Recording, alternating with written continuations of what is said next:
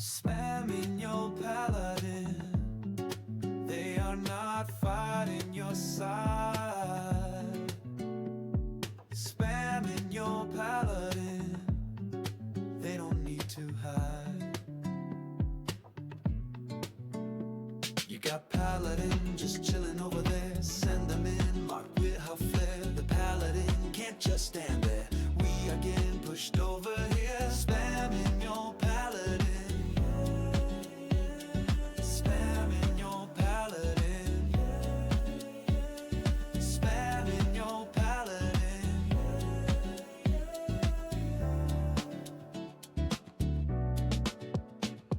Spamming your paladin, they are not fighting your side.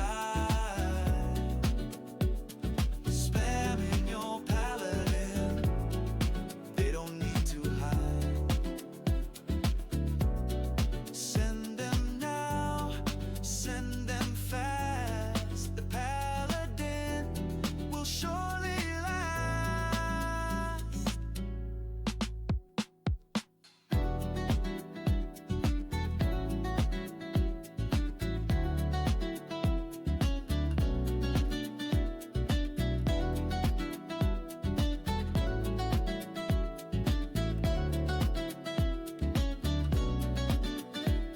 Spamming your paladin,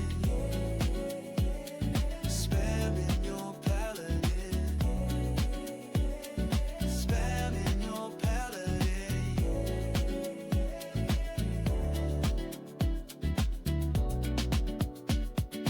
Paladin, paladin, paladin, way too many. Paladin, paladin, paladin, spam them in. Paladin, paladin, paladin, way too many. Paladin, paladin, paladin, spam them in. Paladin, paladin, paladin, way too many. Paladin, paladin, paladin, spam them in.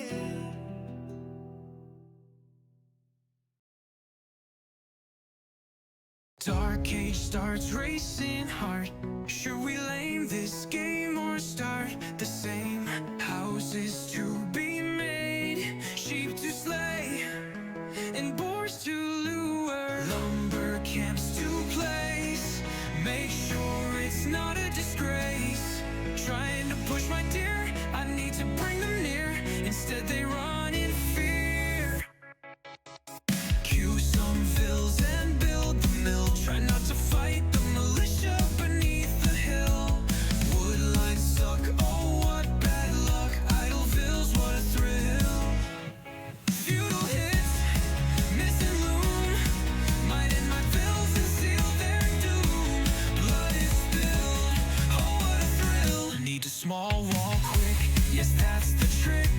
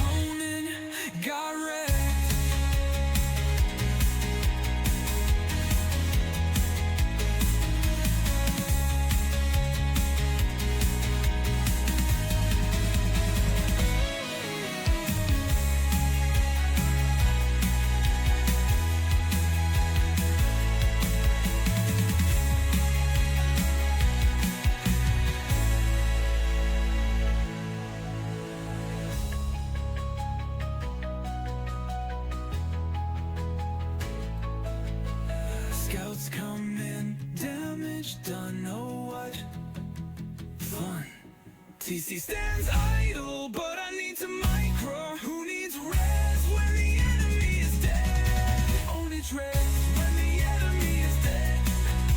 Res when the enemy is dead. But measure is in, can it get us the win? We need that big shot to hit so we can get a great clear.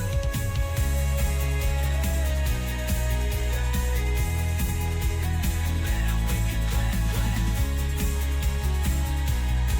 No GG in the text because our opponent got wrecked.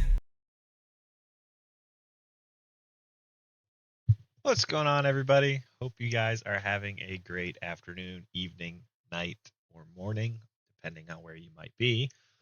I'm going to be casting the third final set from Sola Victoria. Going to be casting a set between QwertyElmer and Justinian. It's the final for bracket B, so we have this set and then one more to wrap up with the entirety of the tournament. And we'll run right into this one. We will hop into it, get going. I'm going to start with the draft. So let me pop over there for you guys so you can see. We'll start with the map draft, and then we'll hop on over to the Civ draft. I'll let you look at their profile real quickly, just so you can see where they're currently at. QWERTY is currently at 1787 with an all-time high of 1802, and Justinian is currently at 1634 with an all-time high of 1750. So Justinian slightly the underdog in this one.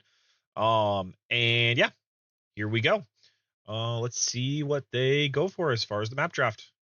QwertyElmer is going to start the draft off. He's going to pick Arena as his home map. Yo soy Pacho, or Justinian. Okay. Just it's a different name, but it's the same person, just so you know. I believe that once we get in game, it will still be Justinian, but here it's Yo soy Pacho. So Justinian picks up Migration as his first home map. QwertyElmer is going to ban Nomad. Yo soy Pacho is going to ban Fortress. So this is very interesting. Justinian picks Migration as his first home map. QWERTY picks Arena as his first home map. So you have a closed map, you have a water map, and Justinian immediately bans the other most closed map that there is, which is Fortress, and then QWERTY opts to ban Nomad, which has quite a bit of water on it. And QWERTY apparently doesn't want to play Nomad Starts and bans Africa Clearing. And Justinian does a great job of picking up on the fact that QWERTY wants to play closed maps and bans Hillfort. QWERTY goes ahead and picks Hamburger, a hybrid map. Yo soy Pacho, or Justinian, picks Land Nomad, which is the only Nomad style map left to pick because QWERTY banned both Nomad and Africa Clearing. QWERTY picks Mediterranean, which is more oriented towards water, so this is an interesting pick for sure. And then Justinian picks Shoals, which I think is probably right along lines of what he wants to play, seeing as he picked Migration as his first home map, and Shoals is very much oriented towards water. And then the admin pick is going to be Scandinavia, so they're going to open on Scandinavia. And that's the map draft. Let's head over to the Civ draft and see what they pick up for Civs. All right, so QWERTY starts off by banning Malay. Yo soy Pacho starts off by banning Bohemians. This makes a lot of sense, guys, because Bohemians is well known as basically the #1 pick for closed maps. Sorry about that. Need a little drink. So Justinian banning Bohemians, seeing as QWERTY picked Arena as the home map. What's up, Dev Vader? Is like very, I would say very intelligent, very smart, and very common. QWERTY banning Malay makes a lot of sense, seeing as Justinian picked Migration and Shoals as two of his home maps, and they're both water maps. Malay being banned is a great ban. QWERTY bans Teutons. I'm wondering if perhaps QWERTY has watched Justinian play in previous games in this tournament and realized that Justinian really enjoys playing as Teutons on a specific map, because Teutons is not typically one that's banned. So that might be some homework that maybe QWERTY's done on Justinian, perhaps. And then Justinian bans Burgundians, which, again, very, very solid on closed map. and that's not super surprising to me that he would pick to ban that. QWERTY opens up by picking Mongols, very solid, especially on land nomad. I would say that's particularly where it will be best, but it's also really strong on a map like Scandinavia that has a lot of hunt. Justinian picks Bengalis, which I think Bengalis is a great civ for like almost every one of these maps. On the closed maps, you can do a lot of clown plays with it. On the water maps, it's really solid. Hybrid maps, it's really good. Only map I probably wouldn't pick it on is like Land Nomad. Any one of these other maps, you could viably go with Bengalis as a solid pick. QWERTY goes Italians, very strong pick for hybrid maps particularly, but does well on most maps. Justinian goes Poles. This is an interesting second pick. And I think maybe this is going to be the arena pick with the nice full work farming. Perhaps that's the thought process there. QWERTY goes Koreans. I've seen Koreans a lot on Hamburger. Wouldn't surprise me if that's what we see. But Koreans can be played also on like Scandinavia or Mediterranean. It's a very solid pick. Pacho picks or Justinian picks Huns. I could see Huns being the opening for land nomad. That's very strong on land nomad. QWERTY goes Armenians. Armenians will be strong on Mediterranean, migration, shoals, on any of the water maps. It would be a very good pick. Justinian goes Georgians. Georgians is one of those civs that like can be played on a lot of different maps, but I think it would be particularly strong on perhaps like a land nomad or Scandinavia.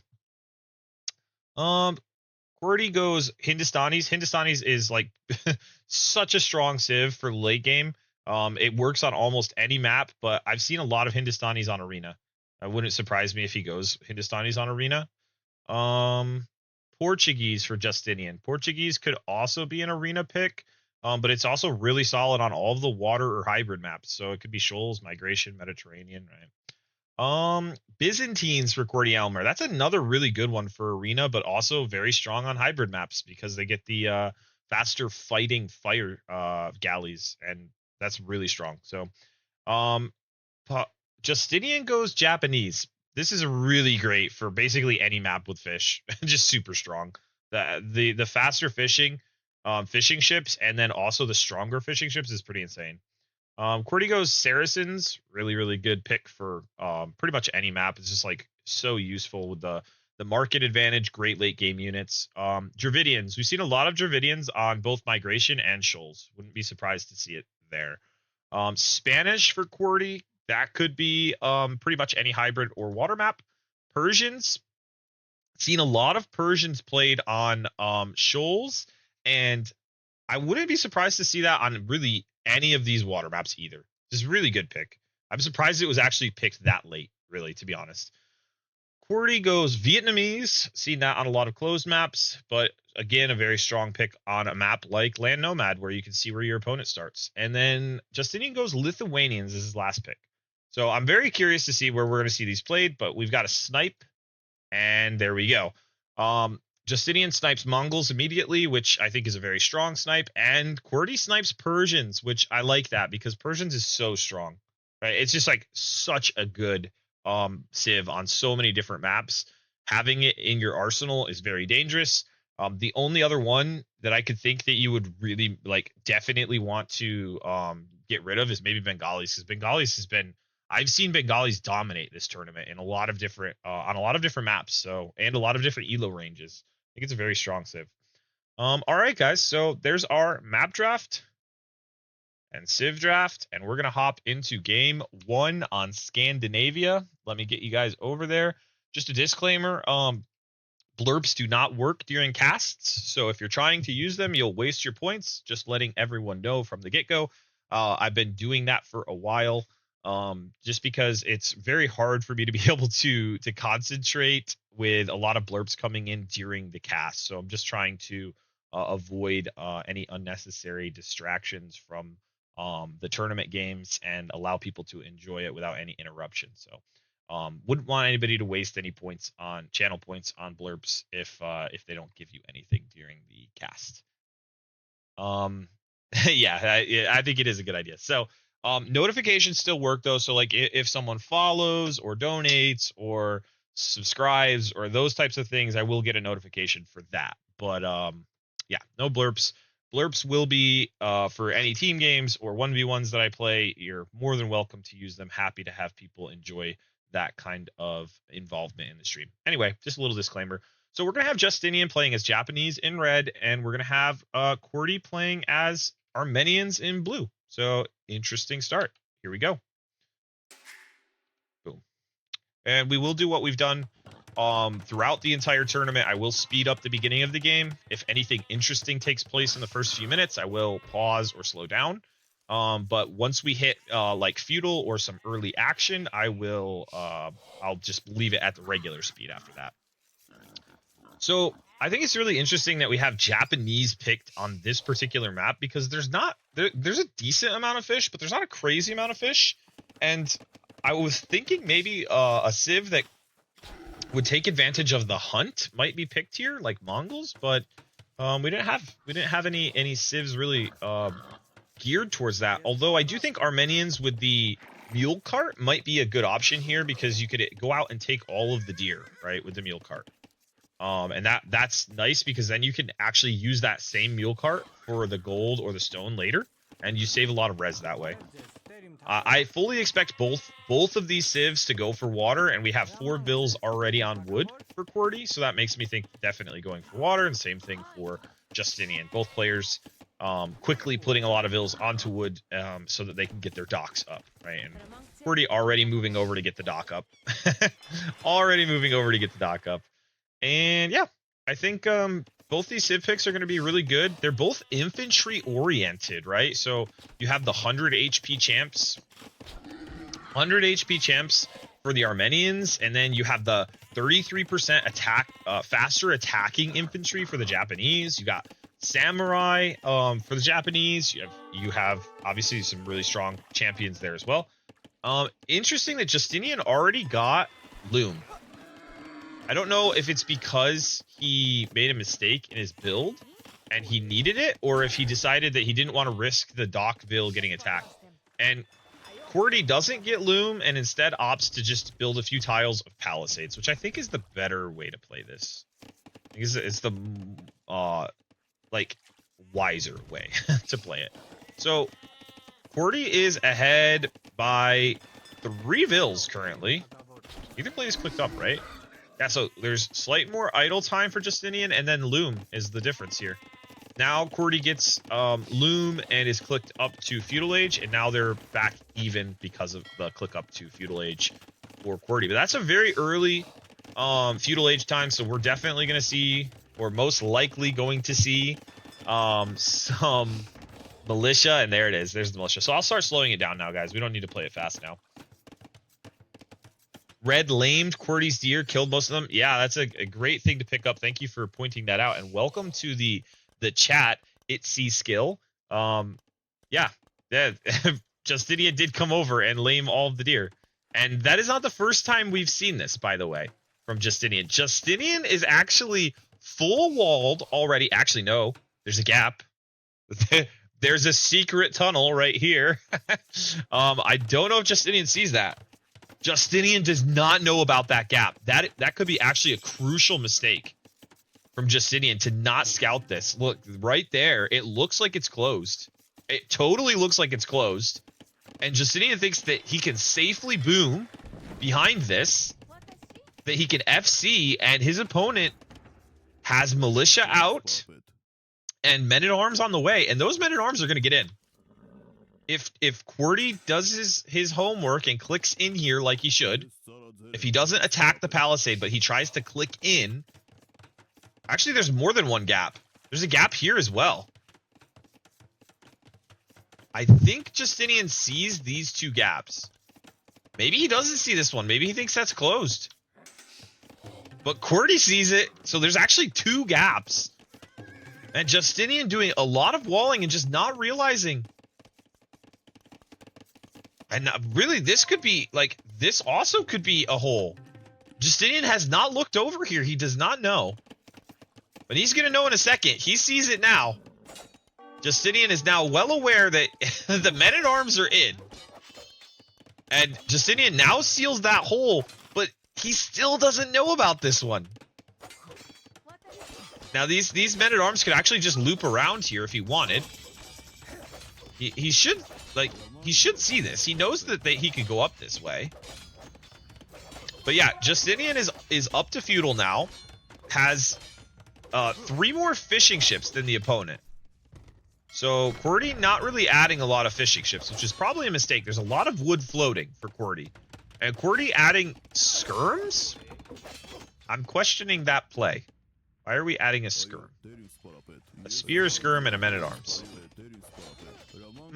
I don't know what that... I guess more skirms are going to come, maybe? Or is it just one skirm? Maybe one skirm to try and bother a Vil if he needs to try and get back in. But I wish QWERTY would just click these units in here and see that this is not walled. Right, now, this is a lot of idle time for these Vils. They are spending wood on repairing the house. So it is doing something, right? And there was a lot of idle time on the Vils who had to run from the wood line. But these deer getting killed obviously hurts QWERTY's uptime. All right, that food that would have been there for QWERTY is no longer there. Now, QWERTY did add 1 fishing ship. And now QWERTY finds this. QWERTY now sees there's another hole. Now, if you're Justinian, you should see this spear and know that there's another hole here as well. And let's see if Justinian figures that out. I think Justinian knows about it and is going to close it up now. Yeah, Justinian quickly sees the hole and is going to, I think, is going to fill this in. Just a house? Palisade? Anything? Where are these Vils going? The Vils chasing the spear. Okay, the Vils are going to build here. Nope, just a lumber camp. Okay, there's the house. Okay, so Justinian will get this filled and should have a better eco. He hasn't invested very much at all into military. I think 2 archers is it. This house might go down though. If Justinian's not careful, that house will go down. It's close right now. And yeah, Justinian's not repairing it. That house is going to go down. And the skirm will be in, along with another men-at-arms. These men-at-arms, these men-at-arms finding value. The men-at-arms are going to get another kill up here. That Vil is dead. And Justinian putting some palisade gates down could just go out and put another house down here. But 1 Vil goes down here, and now the dock is going to be battered down if these archers don't go and kill them. Which I'm assuming that we'll see Justinian go back and take care of these men-at-arms. And I would say players in very even positions, but look at this. Wheelbarrow coming in for Justinian, who hasn't taken the deer. And Castle Age is in for QWERTY. QWERTY just doing a great job getting up quickly after being lamed with all of the deer going down to Redsville early on. And the Eco KD is only 1-0, right? Not a crazy KD. And the overall KD is in favor of Justinian. 1 second, guys.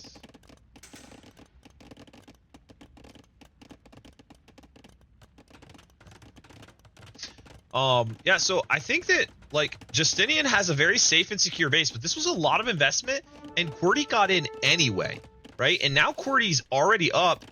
Justinian, who has all kinds of wood, but doesn't have the food to click up. A lot of archers are out for Justinian, but if your opponent's up to castle and gets a siege workshop forward, those archers won't have very much value. Is this a stone gate? It's a stone gate. Okay, Justinian playing this very, very cautious. Market's going to go up for Justinian. No farms. So I know Japanese fish a lot faster, and it's very nice to have. We're going to see fish traps. But, you know, what's interesting is QWERTY knows that his opponent has 3 docks over here, at least 2. Knows about the second dock, and sent a Vil over to build a dock, and now that Vil is going to build a siege workshop. This is what I was talking about. A forward siege workshop could be brutal here against an opponent that's not even clicked up yet. Right? Justinian's not even clicked up to the next stage. Now, this galley is going to deny the siege workshop. That's crazy. And now Justinian, who has perfect vision of this entire area, is going to go out and kill this Vil. That Vil goes down, and that Siege Workshop, no more. That Siege Workshop could have been a vital forward for QWERTY, and now he's going to have to send another Vil forward somewhere to be able to get a Siege Workshop up. Now, I do like that QWERTY has read the situation correctly, knows about the archers, and has all kinds of skirms prepped.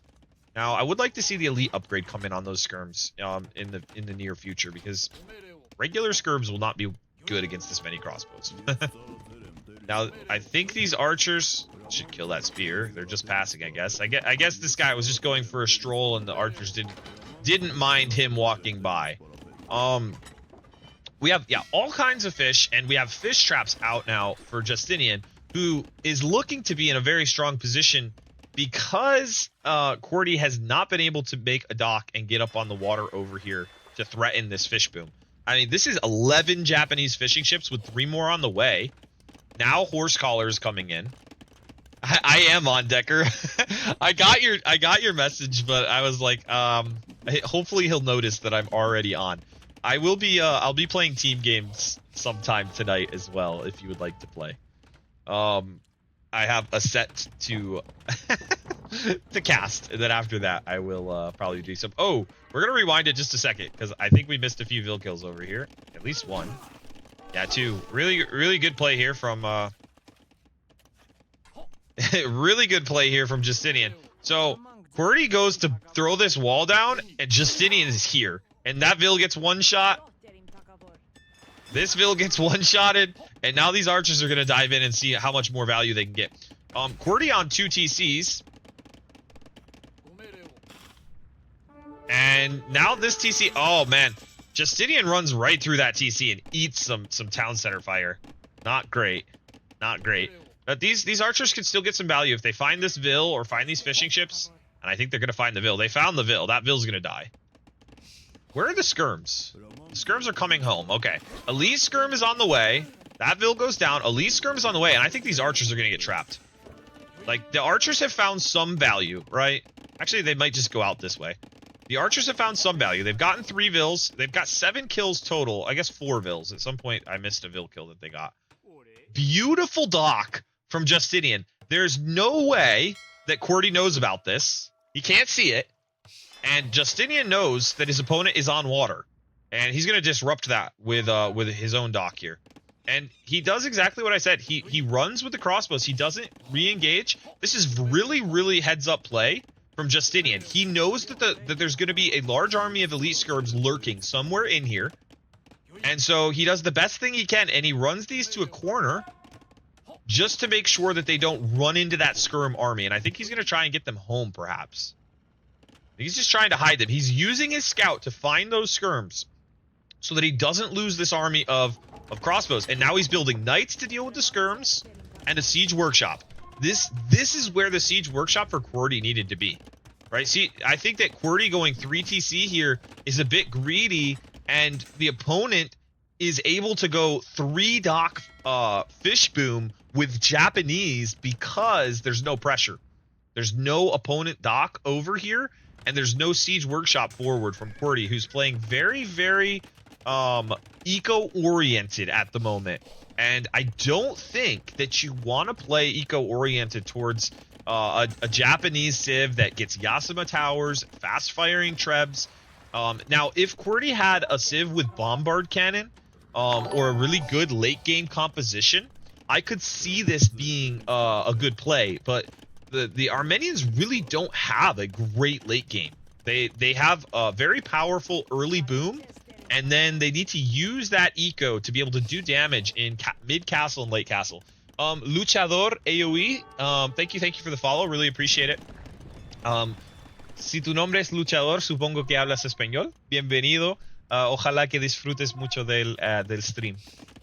Yeah, so I think that QWERTY is playing very, very cautious and very safe, and needs to be playing a lot more aggressive. Justinian, I don't know if... Yeah, Justinian found these skirms with the scout.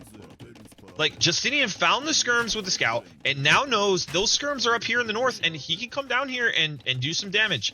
I do think that these still run the risk of getting trapped down here. And he needs to be very careful, because I think what QWERTY's going to do is he's going to loop these skirms around and trap these crossbows in here. Now, the forward siege with the knights and what looks like it's going to be cavalry archers is going to be so tough to deal with. If you're QWERTY, you've got an army of crossbows to the south, but you've got 3 mangonels, knights, and now what looks like it's going to be more cav archers coming in from the north. Now, what do you do to deal with this? You have a siege workshop going up, but those knights will kill your siege, and he's going to need monks, and he's getting the monks, but only has 1 monastery. 1 solid shot from these mangonels could end the day for all of these skirms, or at least a large portion of them. Justinian doing a great job just annoying this wood line, killing vills on the farms, getting good shots in on these skirms. I would be very careful if I were QWERTY to go forward with these skirms against mangonels. Now, it looks like we don't even have a mangonel even being produced out of the siege workshop, which is very problematic if you're QWERTY. The pressure is on. Justinian just putting amazing pressure on QWERTY and on every area of the map. There's cav archers here, there's crossbows down here, there's 4 mangonels destroying this DC with a 5th on the way. There's knights coming in and just harassing the eco. This is a crazy dominant performance right now by Justinian. Just has the fish boom just going nuts over on the side, is attacking on the water as well with 2 docks here to be able to kill the fish for QWERTY, and QWERTY does not have a response. QWERTY has a few skirms, 16 skirms and some monks, and 16 skirms and some monks cannot deal with all of this pressure. Justinian has a 2k res collected lead. There's going to be a forward castle now being dropped on QWERTY. QWERTY no gold, exactly. QWERTY has this gold but no vills on it. The 1800 wood is floating for QWERTY, but QWERTY needs to get some vills on gold ASAP. Needs to take half these vills off this wood and put them on gold immediately. Just an amazing performance so far by Justinian, who is the underdog in this set. Right? And these crossbows are going to find so much value. Justinian finds the vills, maybe if they fire. If they fire, will they fire? Okay, they get at least 1 vill. They get 2 vills. Looks like they're going to get 3. And the GG is called. QWERTY feels the incredible pressure that Justinian is putting on and calls the GG. And I don't even think it was an early GG. I think that Justinian just played this so well. The forward siege, the forward castle, using these crossbows. Look at the kill on the kills on these crossbows. This small group of crossbows had 16 kills, and I think before a few of them died, they had even more than 16. Just really, really strong performance from Justinian in game 1. So yeah, we have a 1-0. 1-0 in Justinian's favor. The underdog takes game 1, and we're going to go ahead and dive right into game 2. See what game 2 holds for us. All right, give me 1 second, guys, while I open it up.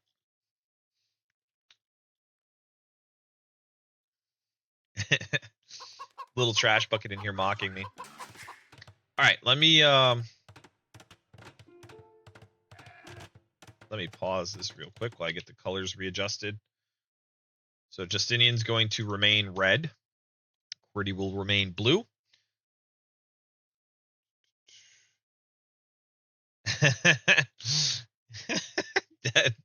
I like that answer, Decker. All right, so we have Justinian in red as Poles. We have QWERTY in blue as Vietnamese. And I called this out earlier. I thought that Justinian would pick Poles on the arena map, and he has indeed gone for Poles. I think that this is going to be a very interesting match. I think QWERTY has more experience on the closed maps. I think QWERTY also has a very good civ with the Vietnamese, and a civ that can counter the Poles, but you're definitely going to need a very nice mass of Halb, Rattan, Bombard Cannon, right? And I think that if you're Justinian, you're going to want to be spamming a whole lot of cheap Schlachter Knights or Cavaliers, and maybe some Obuk to deal with the helps, right? And you can get Bombard Cannon as well with pulls. It's going to be a very interesting strategic game, I think. I don't think either player is going to play a lot of clown style here. I don't think you're going to see like a lot of forward castle monk play, but I could be wrong. I could be completely wrong. Justinian might decide to drop a castle and go Obuks or something crazy, but I think that we're going to see some pretty standard play. We're going to go ahead and speed this up, guys, here in the beginning until around mid-feudal, maybe when they click up to castle, when the action starts. I do like that they've added polar bears to the game. Look at this guy, just chilling, hanging out. I think that's a cool little animal to have on the snowy version of Arena. Obviously chickens. The little aesthetics of like barrels around the map and stuff does add a little bit of a spark to the map that wasn't here before. Always nice to have some little designer things to pay attention to and appreciate. Yeah, so I think pulls are going to have really stellar eco because of the full works. Are going to have a lot of food. I also think that the Vietnamese are going to have a really solid eco with getting their eco techs faster, and only costing food is always a nice advantage to have, especially in the early game. I do think that the Vietnamese special tech that allows your lumberjacks to generate a small amount of gold along with their wood cutting is very nice for long games. I think if I remember right, it does something like a relic and a half's worth of gold, more or less. Is kind of the income that it generates. We're gonna see a stable. I will slow things down now. We're gonna see a stable from both players. So both players are gonna go blacksmith stable as their second building. Justinian actually added a market as well, which is interesting. Did we have... Okay, no horse collar. I don't necessarily love this. The farms being placed around the full work with no horse collar. And not only do we have the farms placed around the full work with no horse collar, there's still berries to be collected. I think that instead of opting to lay down farms with no horse collar, you just put a few more on berries and chickens early. But who am I to judge? Maybe this will work out very well for him. Because there's still chickens, there's still berries, and I think that you could wait and do the farms with horse collar and get a lot more for it, right? Now he's got horse collar, now he's going to put down more farms around the full work. QWERTY has both double bid axe and horse collar, is going to be up a minute later to castle, but I don't think that that's a huge deal, right? Because now you have the eco techs, your eco is going to be that much stronger going up. And not only that, but you can build scouts while you're on your way up, and that's exactly what QWERTY's doing. Now, both players are building scouts. I don't think you're going to outproduce the scouts against the pulls, because the pulls are just going to have so much food that they'll be able to produce more scouts earlier than the Vietnamese will plausibly be able to do. But if QWERTY does a good job microing the scouts that he does make, it might even things out.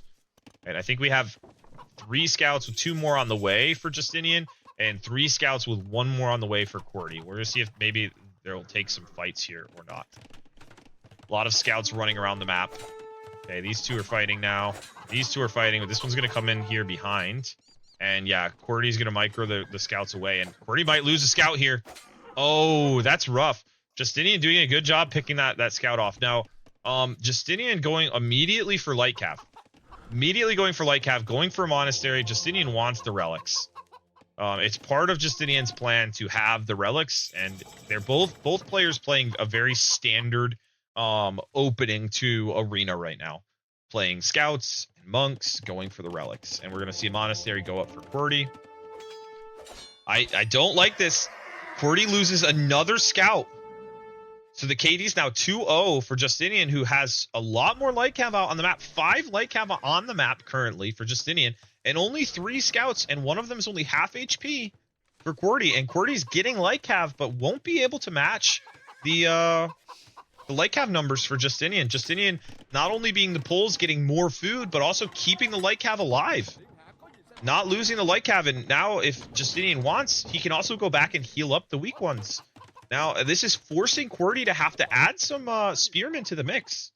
Like, there's just going to be a reaction now from QWERTY trying to even the playing field, but it's going to be costly. Investing into extra spears that can't really catch the light cab is a costly investment to make.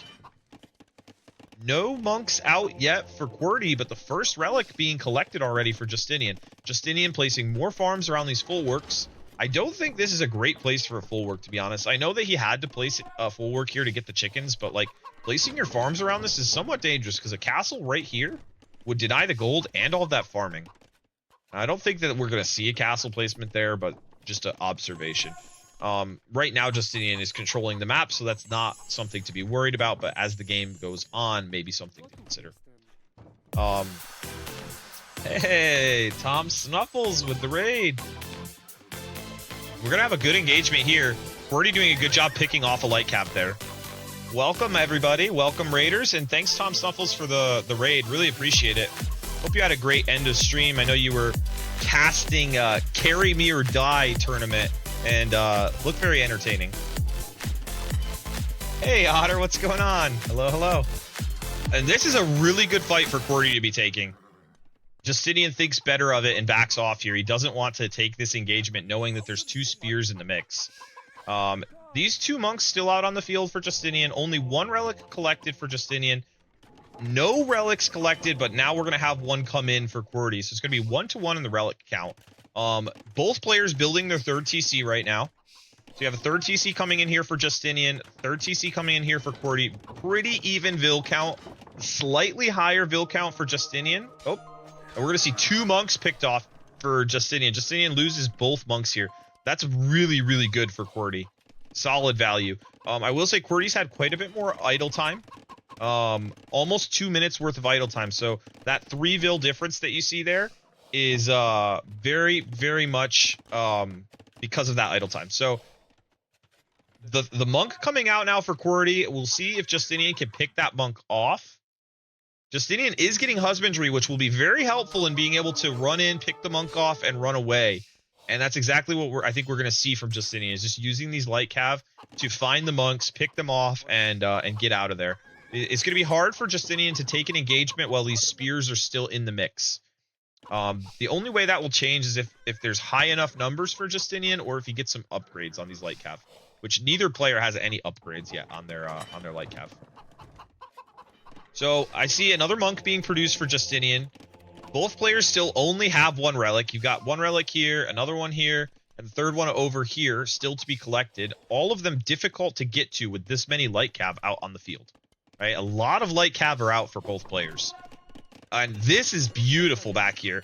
Justinian doing an amazing job finding a good space to place farms around these full works and a very safe area. Right? Even if he gets castle dropped in the front, this will be very safe farming.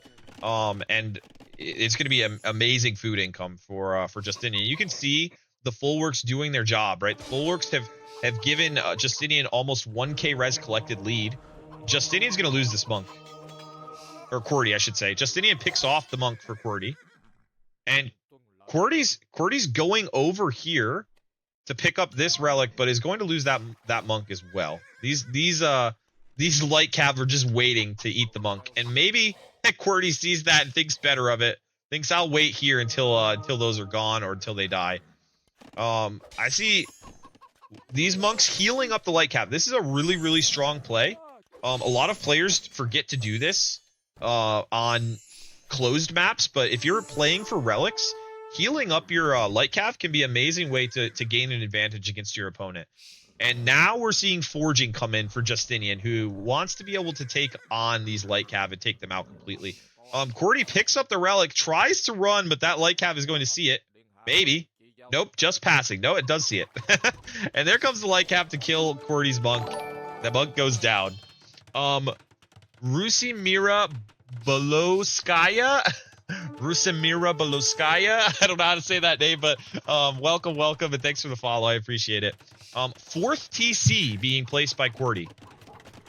So we're going to see a very strong boom from QWERTY. QWERTY has one relic, but is going to get a second. Right? And, okay, Justinian takes a fight. Justinian takes a fight. Now having the first upgrade, Forging, is willing to take this fight. QWERTY does kill 3 monks and opts to run away with the light cav, but no husbandry for QWERTY and no forging for QWERTY, and now we're going to see all of these scouts are going to go down.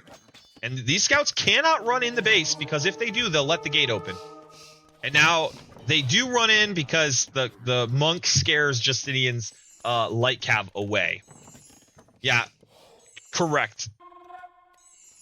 Itsy skill, yes, that is correct. Bloodlines is in for Justinian. So Justinian having a lot more upgrades now on the light cav can viably fend off any more light cav from QWERTY. I think QWERTY's just going to try and find monks to pick off, but Justinian is going to end up getting his 3rd relic. I don't think there's any way that ultimately QWERTY will deny this unless we see more units on the field or a castle drop or something of that sort.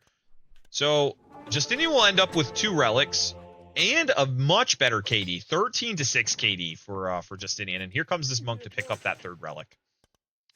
And wheelbarrow now coming in for Justinian. No wheelbarrow for QWERTY. However, QWERTY has had bow saw and heavy plow. We only have heavy plow and no bow saw for Justinian. And I think that Justinian is going to be really happy with this position. This is QWERTY's home map, if you guys remember, and a map that honestly QWERTY has more experience with and is very good at. And I think that Justinian has picked a really, really strong civ for this map and played it really well. And that's saying a lot, because QWERTY has not played badly. But Justinian has done a really good job keeping these light cav alive, healing them up, getting relics. It's 3 to 2 relic count for Justinian. Justinian is up to imp and has almost an even vill count with a player that has a 4th TC. Right, 4th TC for QWERTY, only 3 for Justinian, but Justinian still having a very, very healthy amount of vills. QWERTY says, I messed up my planned build a little because I was worried about tower rush. That makes sense. Against Poles, that does make sense. I understand why you would be concerned about a tower rush.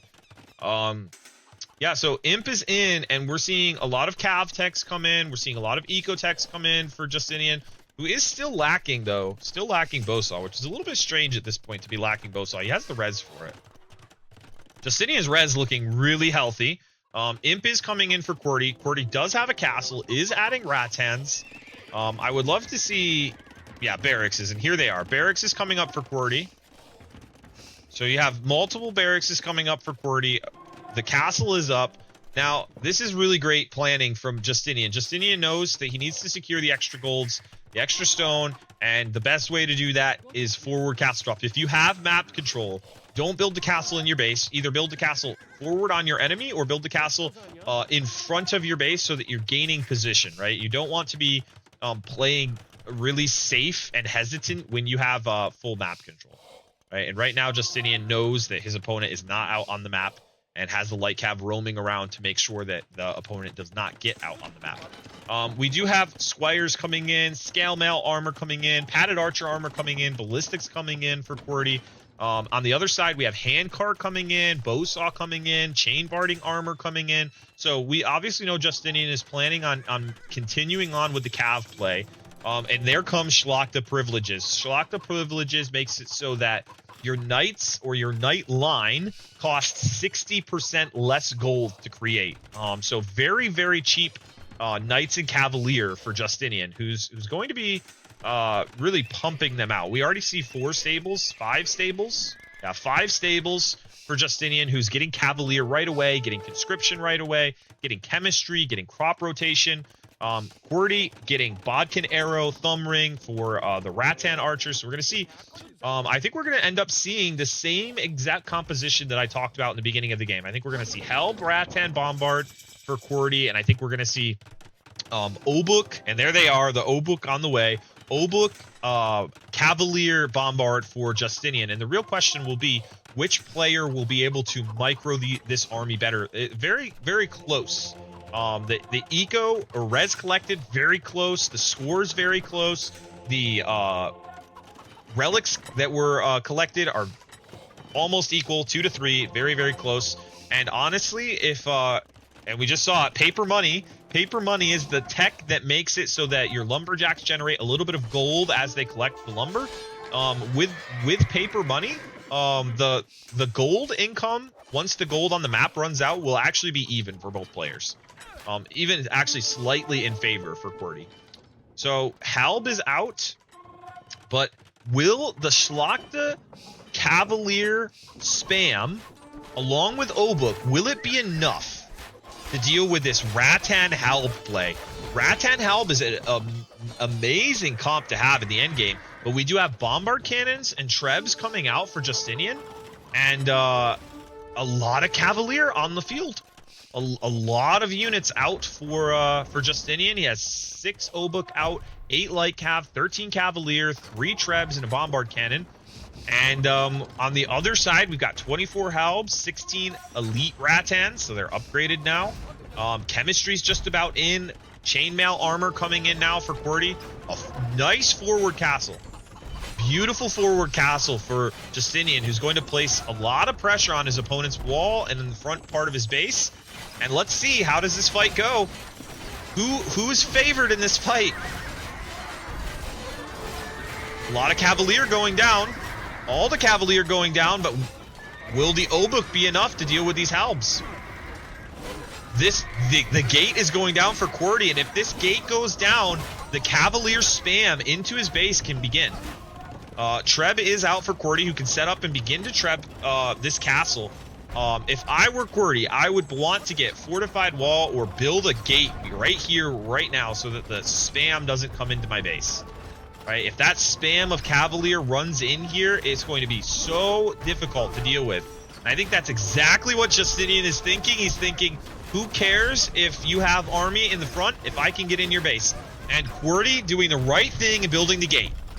But there's going to be a hole right here in this wall. These Trebs, they're not targeting this TC. They're not targeting this castle.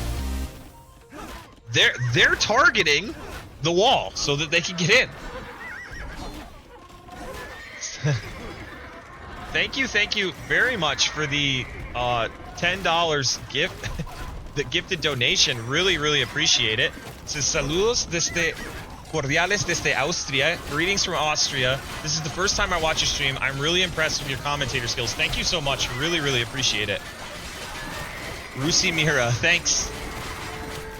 Yeah, so these, I'm gonna take it back just a second because I don't want to miss the big fight here that just took place.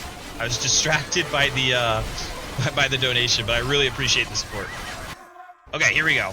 So big fight. This castle is getting hit, or was getting hit by Trebs. The Obuk's taking a huge fight with the Halberdier, and the Rattan behind just not doing enough. Not able to kill enough of these Obuks, and now there's no Halb meat shield, and these Rattans have to retreat. The wall is almost broken through here, and as soon as that gate or wall goes down, the Cavalier are going to rush in here, and it's going to be incredibly devastating. The gate is continuing to open, and Justinian just looking for the opportunity to run in.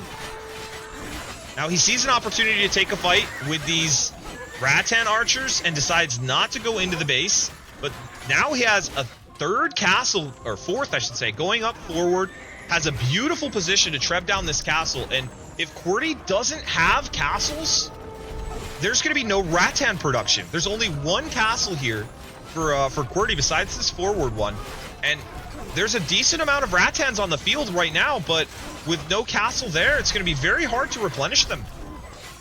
A very close game right now, but it feels as though Justinian is slowly pushing his advantage, slowly pushing into QWERTY's base, and QWERTY just doesn't have the answer for these Obuks. And so many Trebs for Justinian, and they're protected by this castle. Now, Bombard's starting to come out for QWERTY, and Bombard Cannon could be the answer to take care of these Trebs, but let's not forget that there's Bombard Cannons for Justinian as well. And we're just going to see Justinian just run right by the Halbs, run right by the Rattans, and he's going to go after these Bombard Cannons, and the numbers of Rattans are dying, and I think we're going to see GG really soon. QWERTY just doesn't have the castles to be able to respond to this problem. What are their respective elos? Right now, QWERTY is 1787 and Justinian is 1634. And now the bombard cannon's getting some good shots on these Trebs, but the bombard cannons all go down. Every single bombard cannon down. That these O-books are now elite O-book with all their upgrades. The Cavalier fully upgraded, and I don't think there's a reasonable comeback that could happen at this point for QWERTY. Just too much damage has been done. Not enough castles to continue to produce more elite Rattans, and QWERTY just not enough production to be able to stop the onslaught coming from Justinian. Justinian finding these stone collecting vills out here and doing a great job destroying production buildings. QWERTY doing everything he can to kill these bombard cannons and take care of the threat in the front of his base, but I think that it's just going to be too much. Very, very resilient QWERTY, trying very hard not to give up in this one, but the score now heavily favoring Justinian. The res collected slowly shifting in favor of Justinian, who now has 5k more res collected, and the GG is called. The GG is called. So I will say, I'm going to point something out. QwertyElmer has the higher elo, and according to elo, should be the favorite here. But Justinian has a much higher EAPM. If we look at the peak EAPM for Justinian, playing at 236 EAPM at one point in the game and averaging 82. This is a very, very fast player. So Justinian playing very fast game, and if we'll actually take a look at this. At most points in the game, Justinian just playing much, much quicker. And that actually speaks a lot to the skill that QWERTY has and the decision making that QWERTY has to be able to make it a competitive and close game, even with the being the slower player in this in the set. So it's 2-1 Justinian, but two really good games. Very, very well played. I think Justinian really on fire so far in this set, and we'll see if QWERTY is able to bring this one back around. Yeah, micro versus macro. I would agree with that. Yeah. So let me go ahead and open up the next game, and we'll get on to game 3. You guys will have to remind me to update the version of my game when I go back to play, because last time I sat in the queue for 6 minutes before I realized that I was still on the previous version because of the casting. All right, so game 3.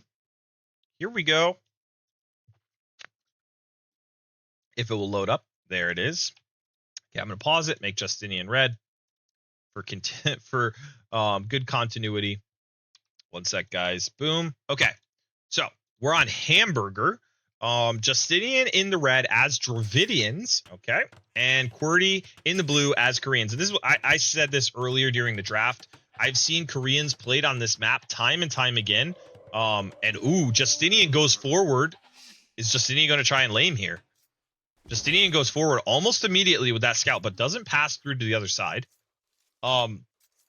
Something that we've seen continually is Koreans on this map and towers on the front wood line.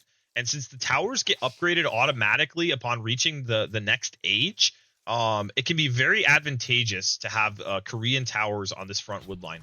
Right, there are woods in the back that have 200 wood each on them, but it's really not that much wood. Right, it's just kind of little patches of wood here and there on the outskirts. But the main wood is right here in the middle, and both players have to take from this wood in the beginning of the game. So I'm going to speed it up just slightly here in the very beginning of the game, and then once we hit some action, I'll slow things down. But yeah, there's a lot of fish along the ring on the outside of the Hamburger. So hopefully both players will know this and will go for water. I have seen some very interesting plays where players don't go for the water, or they only use the water to transport across and play land, and sometimes that works out, sometimes it doesn't. I think more often than not it doesn't. It's a risky play, but it's high risk, high reward, right? How it works. A lot of players will go up very quickly to try and get that first tower against their opponent. And as you can see, like, QWERTY should be able to tell that Justinian is here, and Justinian can't quite tell. what's over here. So Justinian now adding the palisades. QWERTY has already added the palisades to make sure that nothing unexpected comes through early in the game. Both players adding the dock, and both players getting fishing ships out right away. Maybe. I don't see one from QWERTY yet. Actually, we've seen some idle time already from QWERTY. QWERTY already up to 24 seconds of idle time, and the dock not making a fishing ship. There was a Vil stuck there on the wood line, which is really unfortunate because that does happen sometimes with the pathing. They can't get through. They're stuck between two Vils, and so yeah, a lot of idle time here for QWERTY. 34 seconds of idle time is down by two Vils. I think QWERTY also already got Loom, so that's part of why he's down by a few Vils. But 2 fishing ships to 3 fishing ships. Justinian has Loom and is now on the way up to Feudal, but has a 2 Vil lead over the opponent and a 1 fishing ship lead. Really nice job by Justinian too, microing all of these fishing ships to be on these different deep fish so that they don't go to the shore fish. Very, very intelligent to do this, because a lot of times they'll finish the fish here and they'll go to the shore fish, and then it's a slower collection rate, right? And Justinian building a second dock, but the second dock forward. I've seen a lot of players do this. I think this is a really good move because you can get to your opponent more quickly, or you can use this to transport across. And I think he's just going to use this to build galleys. We're going to see a fire galley in the back, a regular galley in the back, fire galley forward, and then another galley over here at this dock. And Dravinians get 200 wood when they get to the next stage, so he's used that to invest both into an extra dock and into more military on water. QWERTY having 2 docks is going galleys. Yes, I am from the U.S. I'm on the East Coast. You are correct. You are completely correct about where I am from. I lived a long time in Chile as well, so I do speak Spanish fluently. So from time to time, you might hear me comment some things in Spanish or talk with people in Spanish. But primarily, I stream in English. Justinian doing a really good job at adding a transport ship super early to get to the outside, and that was forced. We will slow things down now. I'm going way too fast. That was forced because this tower knocked him off wood on the main wood line, and Justinian is smart and knows that he can't actually compete with Korean towers in the long term. That it would be way too expensive to try and compete once these get upgraded to guard towers.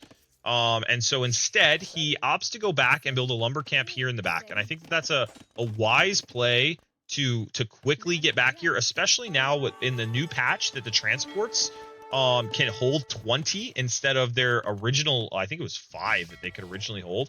They automatically hold 20. And so it's easier to transport large numbers of Vils across the water. QWERTY getting really good damage in with this 1 galley here, killing fishing ships over here. And it looks like Justinian is going to get some good kills of his own. He's going to take these fishing ships out. And also is going to get this fire galley.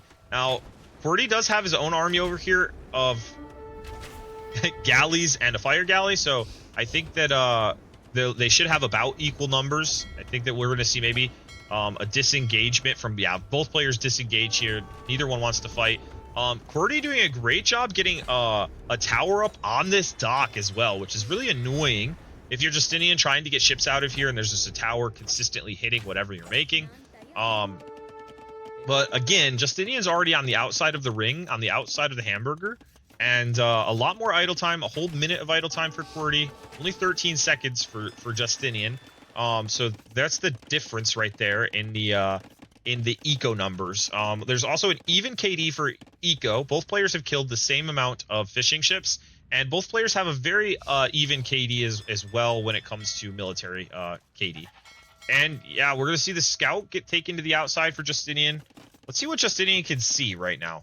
His perspective, he can see the small strip of land. He's going to take the scout to see if his opponent is on the outside or anywhere else around the outside. And then QWERTY, let's check out QWERTY's perspective. QWERTY doesn't see anything on the outside, hasn't seen that his opponent has made it to the outside. I will say, QWERTY has more military on the water, although there's I shouldn't say that. They're even on the military on the water, but there's more galleys for QWERTY. And at this point in the game, I think the galleys are better than the fire galleys because you can micro them a lot more.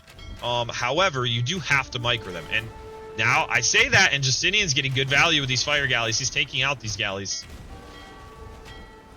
I think we're going to see some pretty even trades, though. Yeah, we're going to see some pretty even trades. But this is not good. They need to be microed, right? They need to be microed away from these fire galleys. Market being made by QWERTY, who I think is going to look to get up as soon as possible. However, the food, a lot of wood floating for QWERTY. A lot of wood floating. It looks like Justinian's going to be up a lot earlier.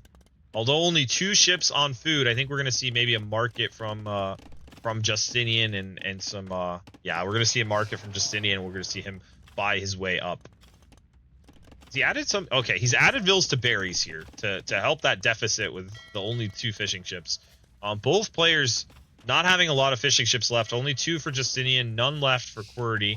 But QWERTY opting for a lot of farms and Justinian opting to go to berries. I think that I guess just QWERTY's also on berries. But yeah, I think, ooh, horse collar coming in after 17 farms are being placed.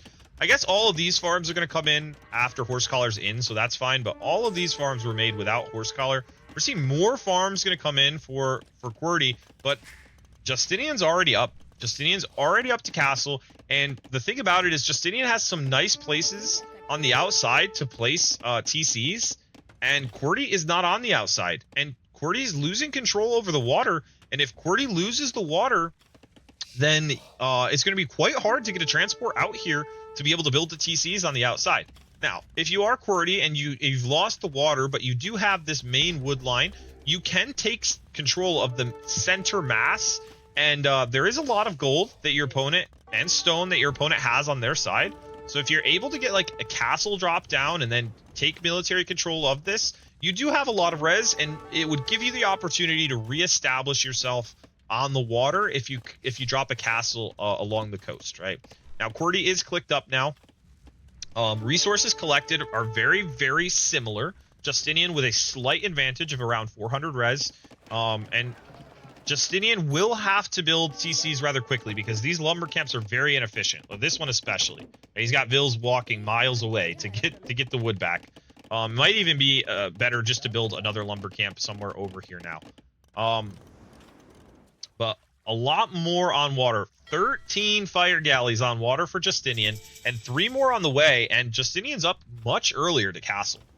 Much earlier, and War Galley comes in right away.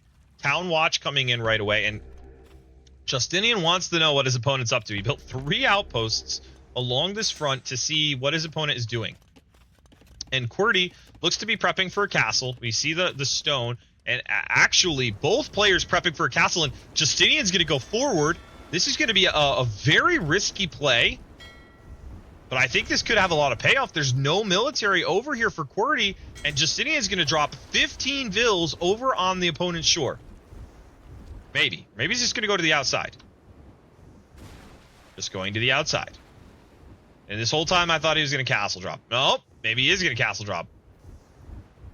Okay, he's going to take these docks out. Maybe he's just waiting for the docks to go down so he doesn't get spotted. I think that this is actually going to be really bad for Justinian because QWERTY's up and has the stone for a castle drop. Oh no! QWERTY drops the castle before the landing, and Justinian could land and place that castle, and this castle is the stone that QWERTY needs to counter castle.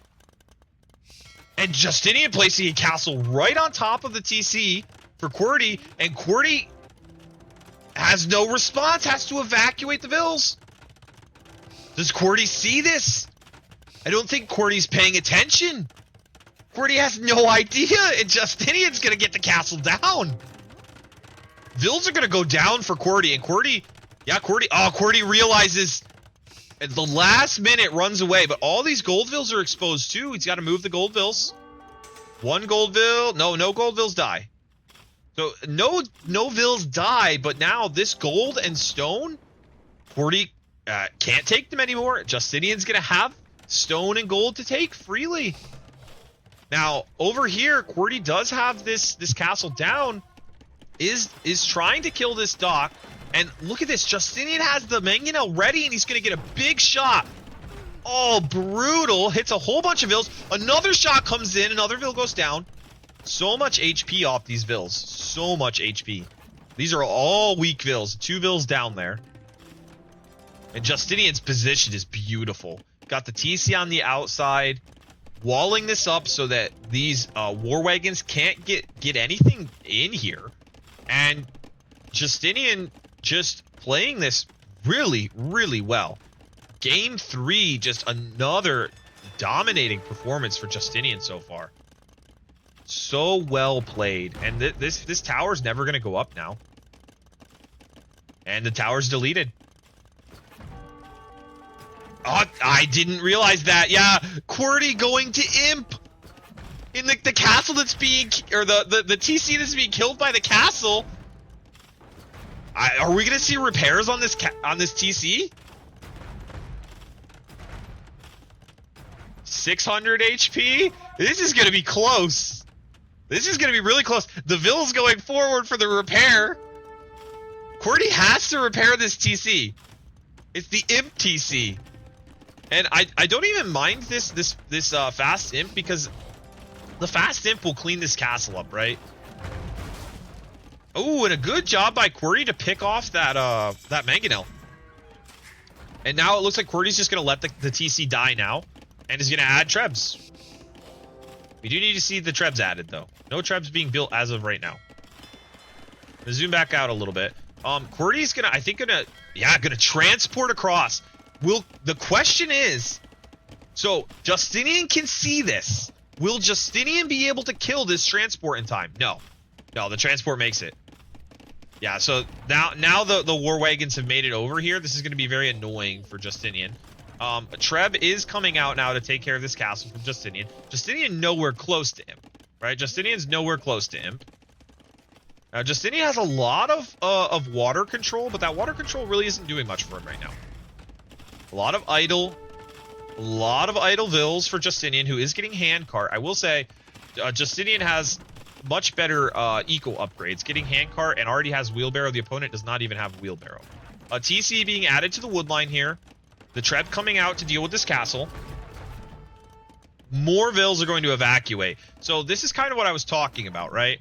Justinian is being forced to the outside, and QWERTY is going to have free reign here on the mainland. Now, the question is, can QWERTY reliably get back on water? Because if QWERTY can't get back on water, QWERTY can have the mainland, but the outside will be more than enough for Justinian to get cannon galleon and just destroy all the buildings on the mainland, right? I will point to another factor here. The relics are being collected by Justinian, right? There's a second relic on the way and a third one right here for Justinian to collect, and there's a fourth one as well that Justinian is pulling in. There's only one relic left, and Justinian is building a base down here as well. So Justinian will have 5 relics, and all of the outside is open right now for Justinian to boom, right? 3 TCs for Justinian, only 1 TC for QWERTY, 25 vil lead for Justinian, but Justinian will not have a castle and will not have all of these farms. So Justinian has to add eco on the outside to make up for what's been lost on the inside. QWERTY rebuilding his TC where all this farming eco is, so QWERTY will regain all of this farming eco. I would love to see QWERTY go through and take these farms. I think it would be really helpful. All of this food, unless Justinian deletes them, would go to QWERTY, and QWERTY can take the gold and stone that's over here as well. Justinian definitely in the favorable position as of right now, but if QWERTY can get back on water and take the water over, this could be a very, very strong imp play from QWERTY. I do think that the other thing is that lumber camp just went down, and that lumber camp was getting bowsaw. And that lumber camp was getting bowsaw for Justinian, and now he's not getting it anymore. Hey, Meister Nippon, thank you for the raid, and welcome, raiders. Hope you had a great stream, Meister. Thanks for giving him the shout out. Appreciate it. Welcome everybody. I am casting Sola Victoria. Bracket B final. And bracket B final. You had an amazing stream. That's good to hear. Good to hear. Hey Carp fan, what's up? What's up? So yeah, I think that QWERTY's position could be good if he's able to secure these docks and get back on water. Do you know what I would love to see, guys? What I think would be super fun to see? Turtle ships. Turtle ships would be fun to see. But Justinian has a almost 5k res collected lead, is now up to Imp, is getting Elite Skirmisher, is getting Thumb Ring, and has all 5 relics, right? A very solid position. QWERTY has the inside of the hamburger, has all of this wood to take, is up to 3 TCs, and the one, I would say the one big benefit for QWERTY is he's got keeps. And he has a lot of stone that he can take. And he could add keeps to secure the water, to secure the docks, and get full control of the water. And if QWERTY is able to get full control of the water, then I think this could still be a possible win condition for QWERTY, who is currently behind. Right, 20 Vils, it's not a massive difference, but it is a big difference, right? Especially at this point in the game. Ballistics is coming in for QWERTY. I don't think we have very much upgraded at the dock for QWERTY. Yeah, we have fire ship, but no fast fire ship. No shipwright, no dry dock. Yeah, no careening. This TC will go down for Justinian. The Vils are coming through now, adding farming over here. I do like that QWERTY has built a lot of the eco right in the middle where it's hard for Navy to get to. Right, the Navy would have to come in here or here. Oh, and the GG is called. Maybe a little bit early of a GG for QWERTY. I think potentially a little bit early, but honestly, I think that it was definitely inclined towards Justinian taking this game for sure.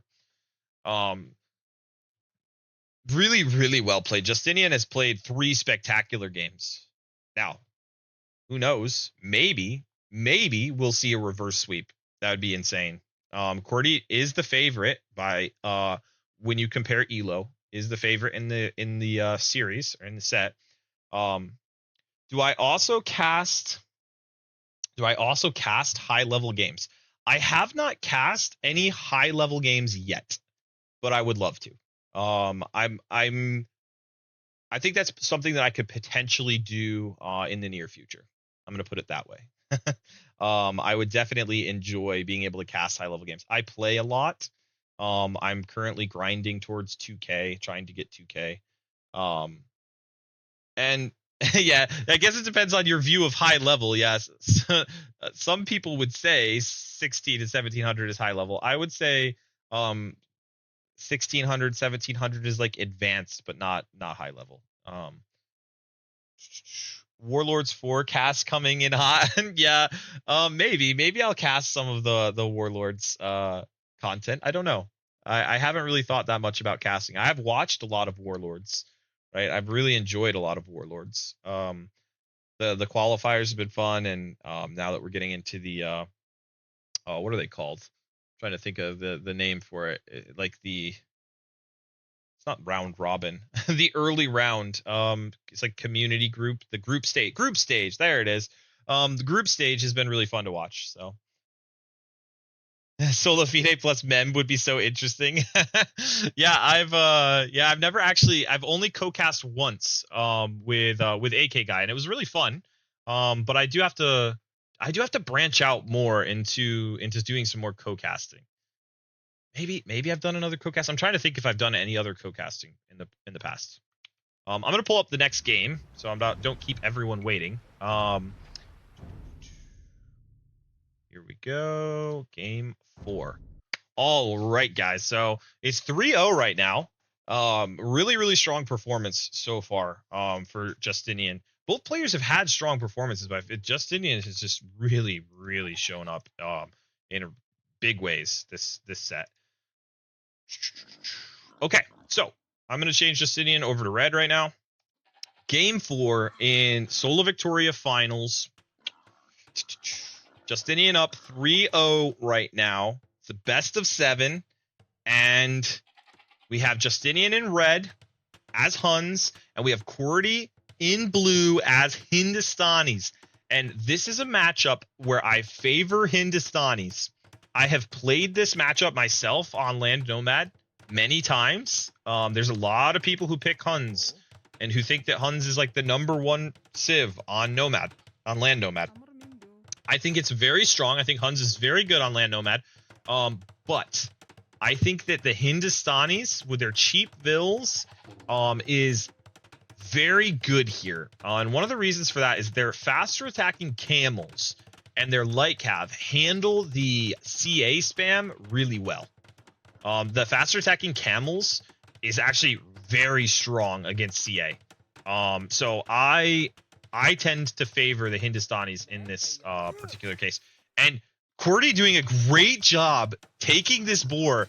QWERTY knows that Justinian is right there, and getting that boar is really big, because if you can see, Justinian sees no boars currently. And then we had something about idle time. That was slight idle time. Not a huge amount of idle time. But I guess there was maybe some lag, and then idle time for Justinian. And then you said, QWERTY said maybe he's a weaker at Arabia or something, but I think his rating is not reflective of his skill. That's fair. He has played incredibly clean. And these hybrid builds. I agree. His hybrid builds have been on point. Yeah. I'll say this: Justinian beat Poop Lord, and that's been Poop Lord was a very difficult opponent for a lot of people to beat, and Justinian performed very well against him. So, and then Rusi says, interesting that you pointed out your own elo when I asked about casting high level games. I mean, most casters, excluding T90, are only average or at best advanced players themselves. Yeah, so I've been working a lot at knowing the game really well, not just by observation, but also by experience and participation. Right? By knowing because I'm playing. Ooh, this is really good. Justinian is blocking the Vil. Oh, and beautifully done by QWERTY. QWERTY does exactly what you should do right here.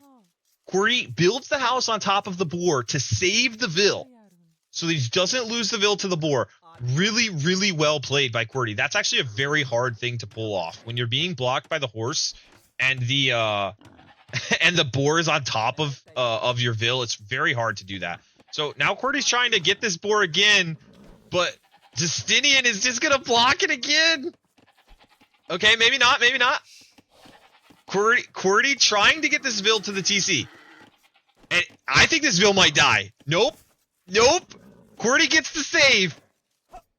Really, really well executed. And Justinian tries to de-aggro the boar, but can't get it. Now does he keep the Vil alive? Okay, he keeps the Vil alive. Really, really well played by QWERTY. Like that was crazy good.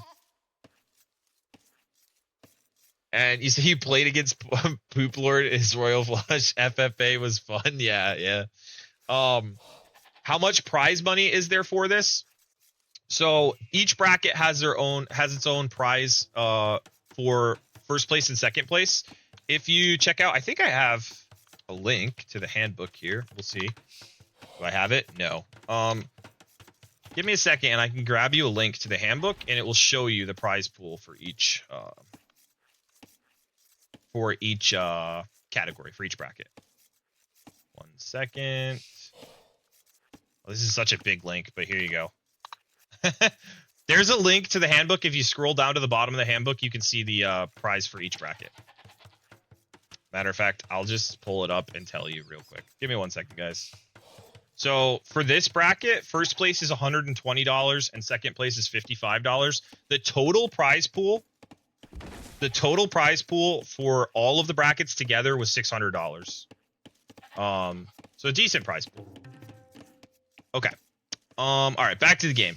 So let's see here. Did either player lose any Vils? No.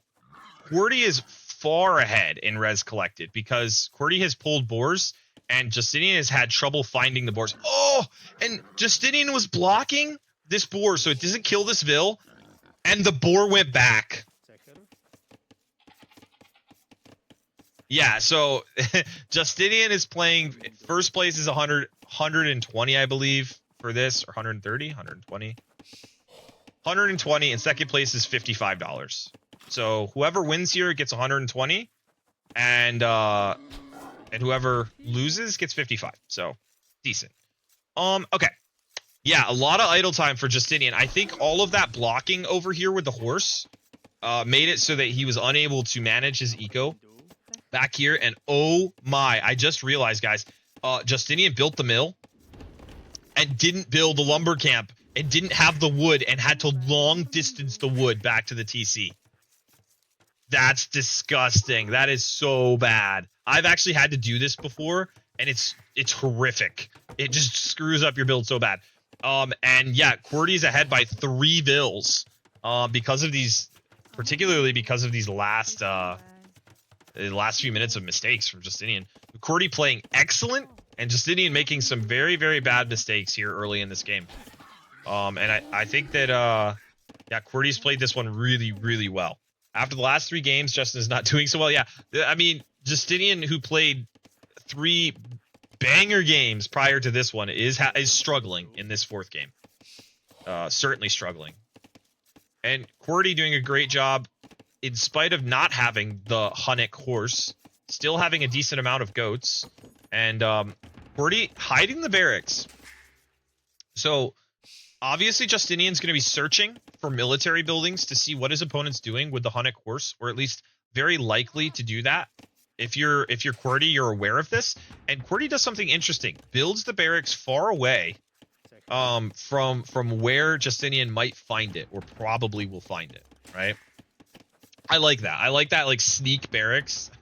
And QWERTY is up a minute faster than Justinian to feudal age, and still has the same Vil count, even though clicked a minute faster. So QWERTY will be ahead by like 2 Vils and is ahead by 700, almost 800 res, which is a massive lead this early in the game.